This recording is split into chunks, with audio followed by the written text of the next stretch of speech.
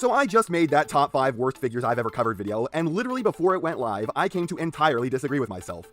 I mean, it wasn't even 50% done uploading before I was kicking myself thinking of figures that should have been on that list.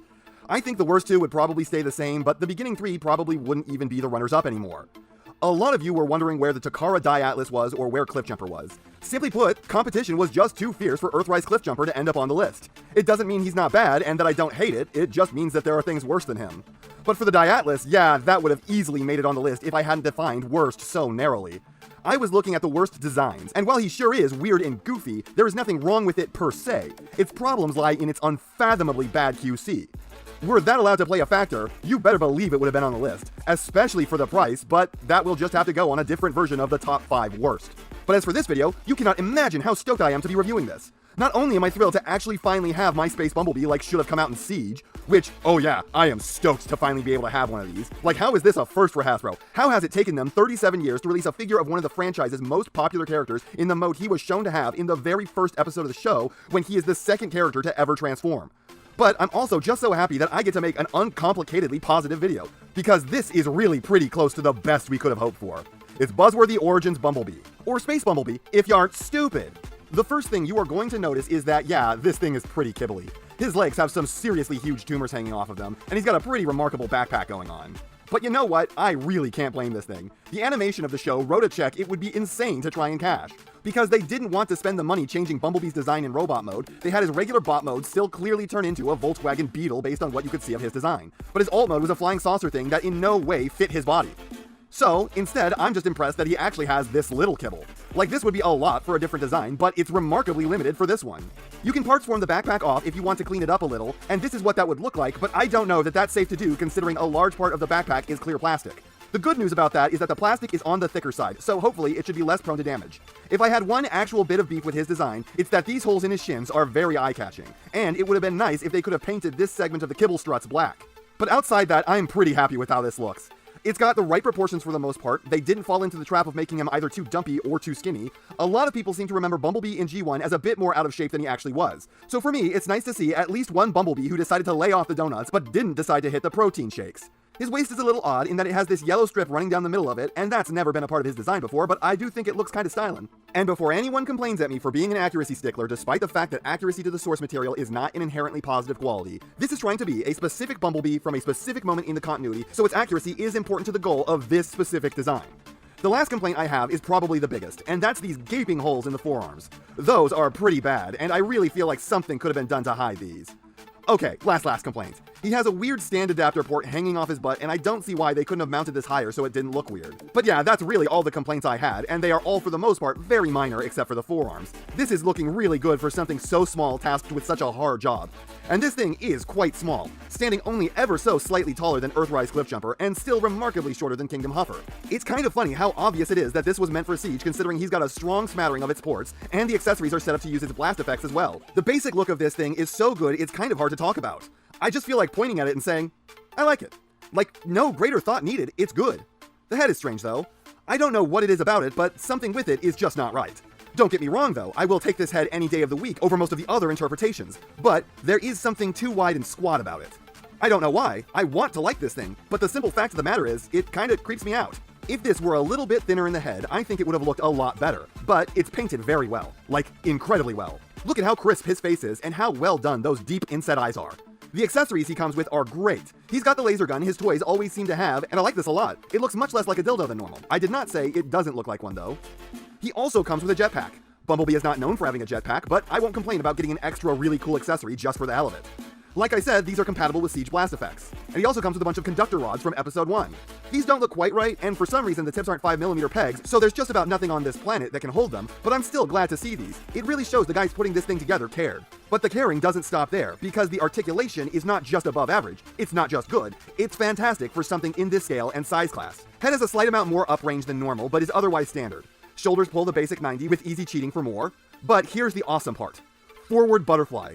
And not like a little, but a ton. Bumblebee here can easily get his arms across his chest, unlike the Earthrise Cliffjumper whose tubby body and crappy shoulders really inhibits from good poses. So, already we are doing great, but his elbows pull significantly more than the shit standard 90, he's got sword-wielding wrists, but no other movement there. His waist is in a bit of a weird place. hips that are only slightly inhibited going forward and free going everywhere else. The knees can't naturally bend to 90, but if you flip this bit out, which I hesitate to even call cheating because it's so simple and works so well, you get maximum bendage. Then you get the feet, and ooh, these are some solid feet. Huge and stable, they have all of the bend down and forward you could possibly ever ask for, as well as deep a pivot as you could ever need. These are some of the best feet I've ever seen. They're so good he can stand while squatting. He can even do a mean Michael Jackson lean. Seriously, name any other figure half this stable. He can make so many insane poses because of these feet. So yeah, this thing has incredible articulation. Not just do all its joints have basically more range than normal by significant margins, not just does it have more joints than normal, but the feet make it a joy, a breeze to work with him. It is so refreshingly not frustrating to get him to do anything you want. And you'd think that the good of this figure would have to stop there. Like, it can't possibly keep up with the parade of awesomeness that it's been doing. The transformation has to be some kind of boring, shell-forming affair that's completely unsatisfying and doing very little. But that couldn't be further from the reality. This is a great and involved little transformation. The only two issues I have with it are that these side panels need to be transformed in a very particular order, or you will pop them off their brackets, and on some parts you have to flex the plastic a bit to get them where they need to go. But that's really it, and the end result is amazing! It is more than I ever thought was possible. It is exactly the show model with such screen-perfect accuracy, it even puts masterpieces to shame. It can't roll due to a lack of tires, but really my only complaint is that this panel on this one side just won't lock in where it needs to go. This really needed an extra tab to keep it in place. And the alt mode is kind of very flat, sitting on a bed of kibble. It's not very visible from the top, but from the side, the illusion is broken. Though the underside is quite nice. You'd have a hard time picking out the robot down there. Now you can peg the jetpack onto the roof of the flying saucer here, and what I like to do is peg the pistol into one of the ports on the back of that. I think it looks like he's got a load of radio equipment on top when you do this, so it kind of more justifies the weapon storage to my mind. So this is just an amazing little mode, and I'm absolutely flabbergasted that they ever managed to pull it off. And this is why Earthrise Cliffjumper annoys me so much. This is basically as small as that is, but unlike that, it's absolutely worth the price because the quality and the design are actually here. This thing puts into such stark contrast how bad that figure is, how much they were just taking the fans for a ride because they could. This adds all this extra stuff just because they wanted to, while having as good a design as they could give it without the unnecessary parts warming, and it wasn't even based on a pre-existing figure like the Cliffjumper was. And that's one thing that really gets me about the Cliffjumper. People seem to have attached so much pointless worth to the fact that they made a Cliffjumper with a new mold before they made the Bumblebee.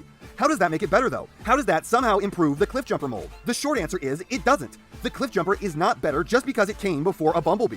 That isn't even ancillary to its quality. It has literally nothing to do with it. Besides, they were obviously going to make a Bumblebee off the back of that thing, and that might not even be what they did. Honestly, they probably designed it as a Bumblebee first and then just released the Cliffjumper version before it because they figured it would make people more liable to buy it. And even if the Cliffjumper were designed first, it's still a Bumblebee retool because it's based on the Masterpiece 1.0 Bumblebee. It's the same figure but flipped around at the waist during transformation. People have always acted like I was unreasonable because of how much I hated that thing. That I was too hard to please, that I was just angry that it was small, that parts forming is fine and I need to get over it. This is the proof that that was never true, because I am thrilled with this thing. This is fantastic. This is what we should have expected. They could do it. It was possible. And to do such a crazy design like this without part forming once again proves how unnecessary it is and how lazy it is. All I was asking was that Hasbro didn't get lazy or cheap on me. This poses better than the Cliffjumper. It looks better than it. Transforms better than it. It doesn't part swarm. It comes with a ton of good accessories just because they could. And the alt mode still manages to be perfect. This is the type of figure they've been trying to make ever since Earthrise, where it's just about legend scale, but they did manage to cram that deluxe value into it. I'm overjoyed with this thing. I'm overjoyed I get to say it's worth your time and worth the money they are charging for it. This little semi-legends guy is one of the best figures that's come out in the last several years, and proof that Hasbro can still put out fantastic products. Don't know why they didn't just release this in Siege though. And that's not half of what I have to say, but it's enough of what I have to say. And I know you know what everyone else tells you to do at the end of these videos. So if you liked what you saw here, please do that. And if you'd like to take it a step further, then please share this video with any friend you think may be interested. I hope you all enjoyed listening to me waste your time.